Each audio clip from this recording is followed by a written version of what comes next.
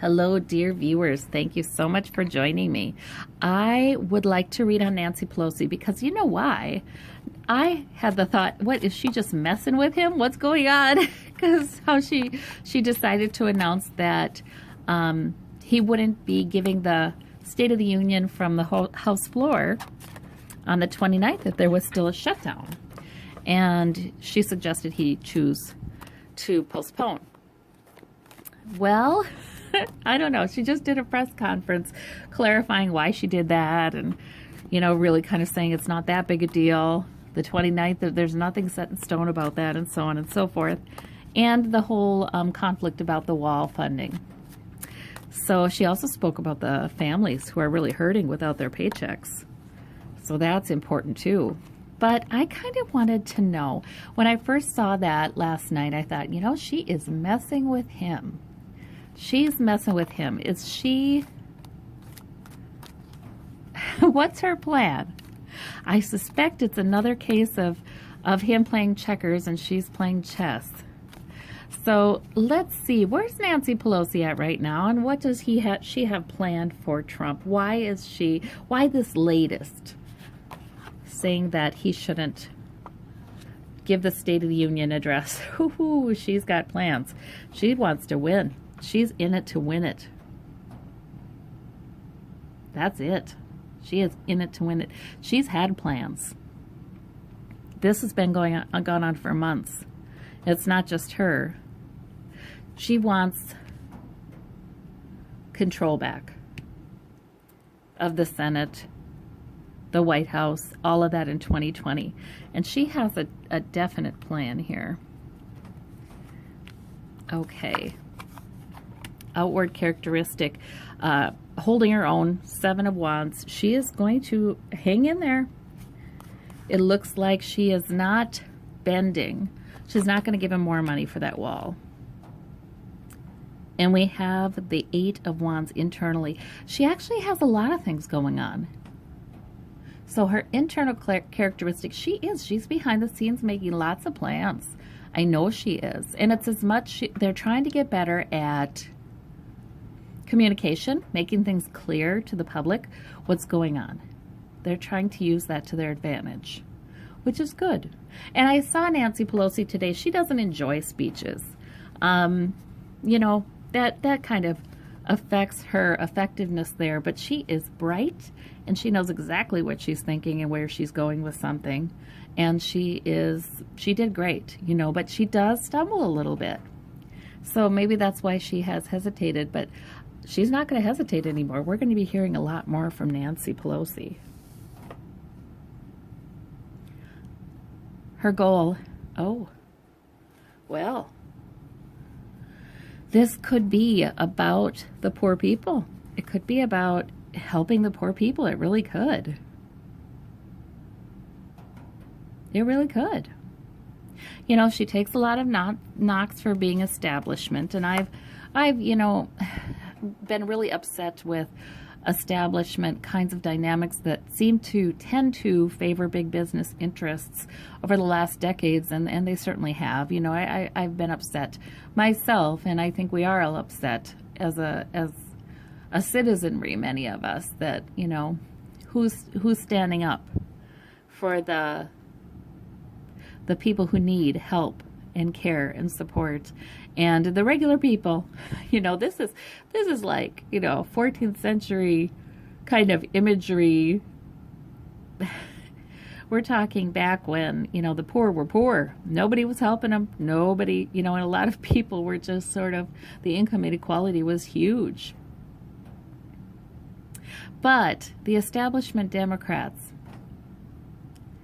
whenever there's a whole group of people that you really believe are good people and you really believe got into it for the right reasons, and they're all behaving in a similar fashion, you have to start saying, well, maybe it's not the individual Democrats, and maybe there's something wrong with our system, and maybe we need to pay more attention to that.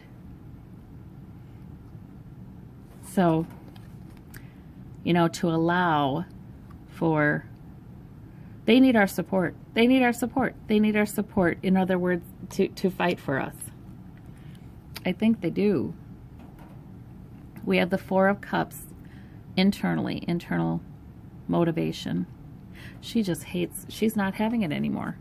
She hates what she hears about Trump. She's not having it anymore. She does want him out. What's at stake is judgment, clarity, good decision making. She can't get distracted.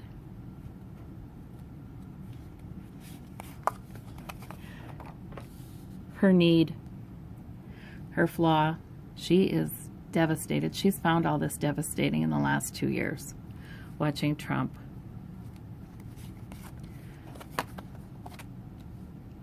And it's been difficult for her emotionally too then. The source of this is the manipulation. Okay, so it's not just Trump. It's been everybody manipulating public opinion. That's been very hard on her. Okay, so she really has had a hard time with this whole Nancy is establishment Democrat and da-da-da-da. She really has had a hard time with that. And she feels kind of betrayed. Because in her mind, that's not what she's been doing. In her mind, she's been doing everything she can to accomplish what her initial goals had been, to improve life for Americans. But she also is one, though, who during the decades of her career, it has been true that you can get only so much done. You have to operate within certain parameters. And big business and corporate interests have gotten increasingly powerful. They have set the parameters.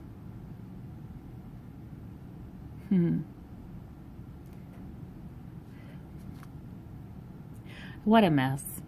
You know, they really have needed, you know, and what are these folks going to do? Leave their positions, leave them open to people who've been, you know, born and bred and raised in, you know, to be the mouthpiece for corporate interests. Because I think we have a few of those politicians too. I mean, many who just gotten into it because, you know, they don't have any idealism like, oh, I'm going to do so much good, and then they find out that there's limits to that. Oh, no, they never had the idealism in the first place. They know what they're there for. And what are they going to do? Leave politics and leave it to them? I don't know. It hasn't been a good situation. The effect that she does feel wounded by the media's portrayal of her, people's misunderstandings of her. She feels like impressions have been manipulated. The effect that has upon her wish to help. She's a nimble juggler. She's trying to keep everything going. But she does still feel like certain interests have to be served as well. The interests of the people. She feels like it can both happen. She feels like she can, within the constraints she's operated within, she can do it. She can change. She is idealistic about that. If things were just to line up right, she is not one who feels like the lid would have to be blown off of corruption in government, or how money, lobbyists influence lawmakers, or how money and donations and funding influences lawmakers. She's the one who does not believe that the lid has to be blown off that for there to be change. Not at all. She still thinks that if she were to line up all the stars and there'd be a Democratic House, Senate, and White House, that significant enough changes could be made. And that's the battle she's fighting. She is determined. She has spent years wanting this day that she sees coming in 2020. And this whole, public perception of corruption in government is, for her, in her mind, is just an impediment. It's not anything good. She worries a lot. She wants to, this is hard for her. She's going to take no prisoners and win, and she is winning. That's her current signifier, victory. She is winning. at any cost. You know, she's like, I'm going to do it. Standing her ground as the Queen of Pentacles. Stability, establishment. Stick with me and America will continue to be great. So is she understanding how much worse it's gotten for working and middle-class people? Oh, she does want him gone, though, you guys. Do not doubt that. Eight of Cups. She is planning behind the scenes on several fronts to get rid of him. Remember, I remember a conversation she had with Mike Pence and, oh, I don't know who it was, but it was some kind of panel they were on, and she was saying, or maybe it was a meeting. It was probably a meeting early on, and she was saying Mike. She called him Mike, and very friendly like. So I think she would not mind working with Mike Pence at all. Oh, I wonder if she is colluding with Mike Pence and others to get this done in a way. I would think it would be back channels. I wouldn't think it's face-to-face communication. Interesting. Okay, we have the House there. The Four of Wands that I've seen to come represents the House of Representatives sometimes. That's her goal. I think to help, but also I think to shove Trump out. I do. I think to get him out of the House, to get that kind of energy out of the House, to get whatever Republicans have done, to undo that. Her motivation, she does want to protect her own career. She's sitting pretty here, but she's also not having certain news. Okay. She's not having it. She's not having the offers that Trump is giving her. The motivation is, in fact, that she is messing with him, that means. That means she is indeed messing with his head. She's just not going to take the offer because Trump made it sometimes. She's going to make things really difficult. She's going to tie up his energies. That's what I think. As she's working behind the scenes to get rid of him. Yep. And we have the Seven of Swords. For what's at stake? Clarity, judgment, sneakiness. I think, yeah, a lot of this is sort of covert. And she would hate for it to get press. She's standing her ground, even though she felt devastated, I think, in the last couple of years by all this talk that she's establishment.